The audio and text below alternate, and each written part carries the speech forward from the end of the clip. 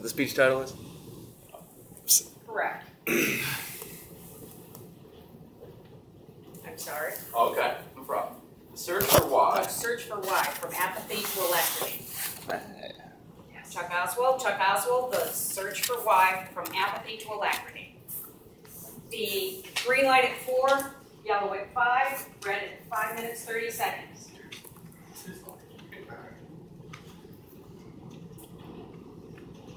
Toastmaster, fellow members, this talk is entitled The Search for Why, From Apathy to Alacrity.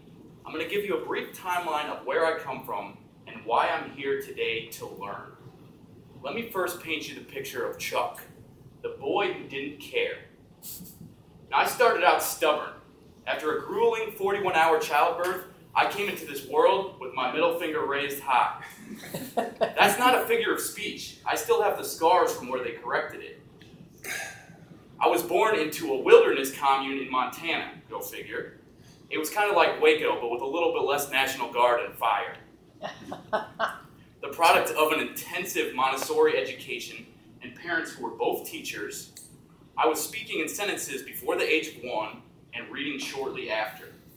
And I loved to read, but I would get admonished for reading too much in school.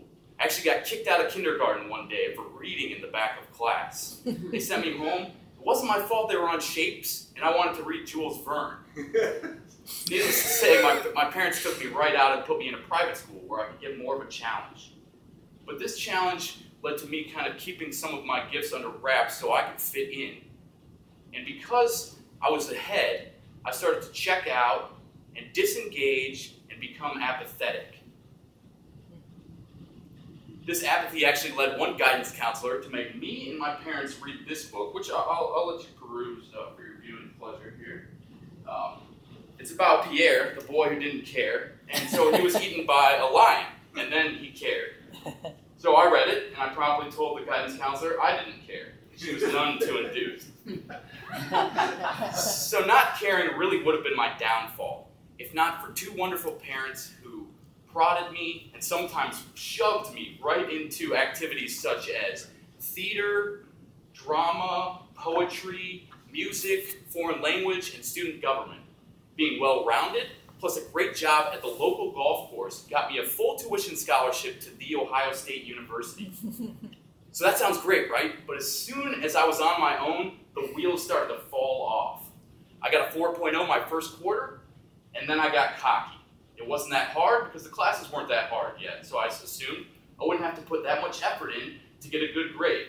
This became a dangerous game of how little effort I could put in for the best grade. The worst part was I stopped reading.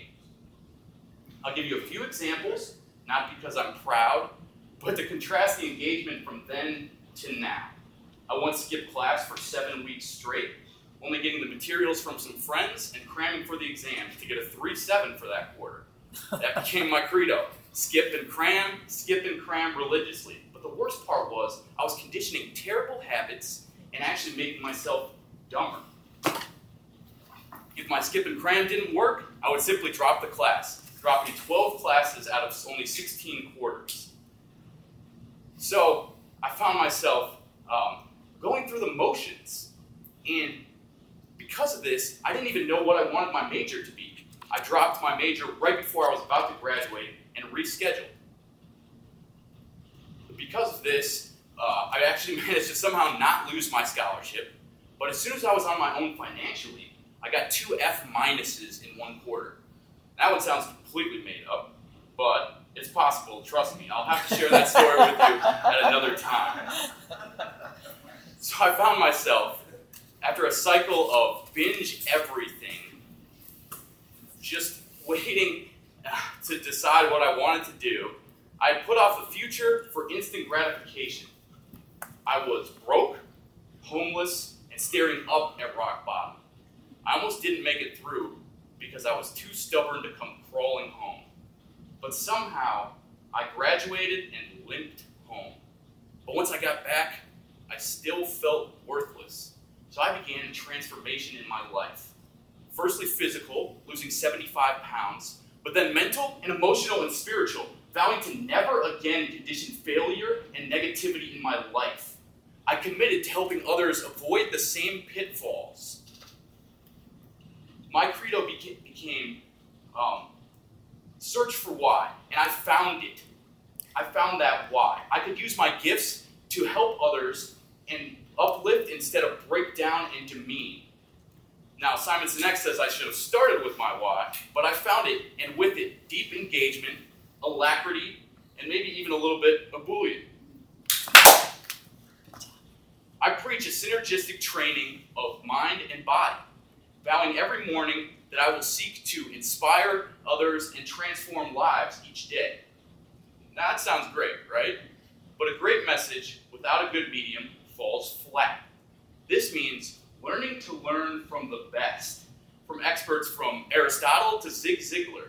It also means teaching what I love every day and running headlong towards my own fears, the biggest of which being speaking and interacting with others. That's what brings me here today, to update and enhance my toolkit by learning from the varied professionals in this room and this Toastmasters club. So now that I've told you why I'm here, I must ask you, please be critical with me. I cannot help others unless I can both speak and listen effectively. Now that I've told you why I'm here, I will list this Jim Rohn quote that spurs me on and my own addition to it. Don't wish it were easier, wish you were better. Don't wish for less problems, wish for more skills. And my own addition, don't wish for less irons in the fire, build a brighter, hotter fire. Wow!